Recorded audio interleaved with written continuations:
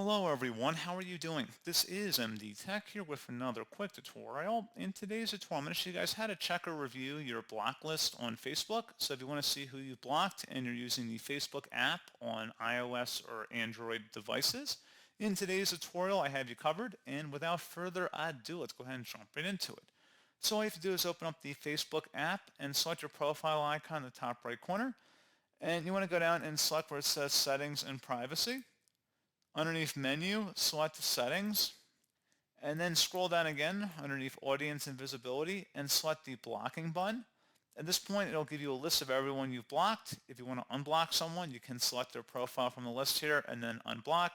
You will have to wait 48 hours if you choose to reblock them once you have unblocked them once.